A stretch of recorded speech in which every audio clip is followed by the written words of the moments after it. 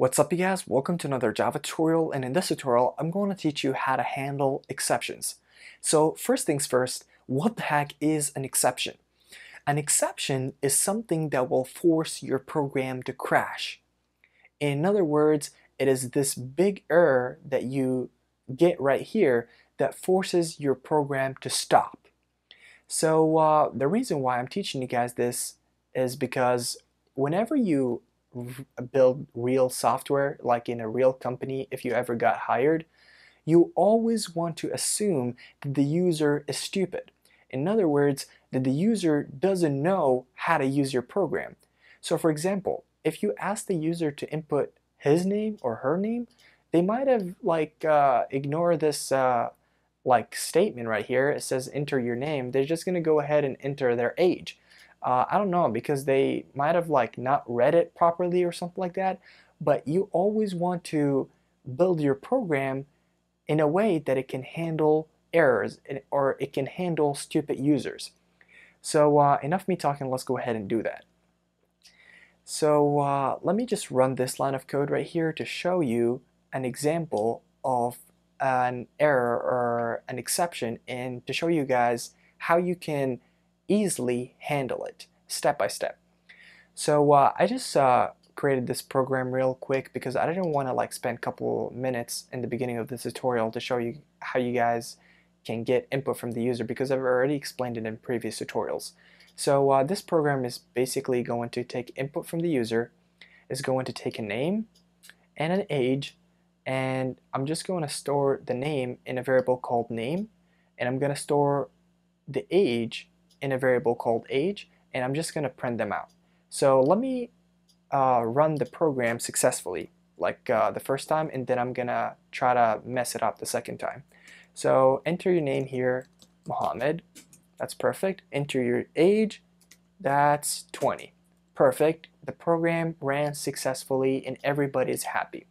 But let's assume that you're a stupid programmer, not a stupid programmer, a stupid user, and you were like, okay, enter your name here, Mohammed, and enter your age. What? I can't read that. I'm just assuming that I should also enter my last name and press enter, and boom, you get a big old exception saying that you have inputted the different type. Guys, the reason why this threw an exception is because I'm expecting an integer right here when I said enter your age, but the user just went ahead and inputted a freaking letters in English. So I don't want my program to crash like this. So what should I do to avoid this error from occurring? Did I pronounce occurring right? Because I mean, I'm just learning English. So if I misspelled anything or I said something wrong in English, you guys should let me know, because I mean, I really want to improve my English. Okay, so the first thing you gotta do in handling exceptions is this. Go ahead and copy the error, copy it, and go to the top and type in import and paste in the name of the error. Now Java knows, okay, you have something to handle. This is why you imported this. So just go ahead and clear this and just give yourself a little bit of space. So the first thing into handling errors is this. Go ahead and type in try. And just let me put all of this inside of it. And then go ahead and type in catch. And let me explain to you. What try is basically you're telling to Java, hey Java, whatever is in the body of try, like whatever is between these two, like whatever is in here, could throw an exception. Because I don't know, I might have a crazy user or a stupid user who just wants to test my program and goes ahead and inputs his name instead of his age. So this code right here might throw an exception. So Java, I want you to handle it. So Java goes, okay, put it in a try and catch block, and I'm going to handle it. So we just put in all this code right here that might throw an exception. We're not sure. And what are you going to put in catch is the type of exception that it might throw. For example, if you go ahead and copy this exception right here and paste it, and just go ahead and type in E and just type that, and I will explain it to you. So what you guys did right here is you basically told Java that this code right here might throw this kind of exception, because there's like tons of exceptions. You might throw an environment exception, an input exception, like there's tons of kinds of exceptions. But what the specific kind of exception that you want to handle? Well, the exception, or the specific kind of exception that I want to handle, is the input exception, because this stupid user inputted a name instead of age, which is not what we have told them to do. So, and the reason why I have E here is this E is basically, let me think of a simple way to put it down. It is basically a variable that is a parameter.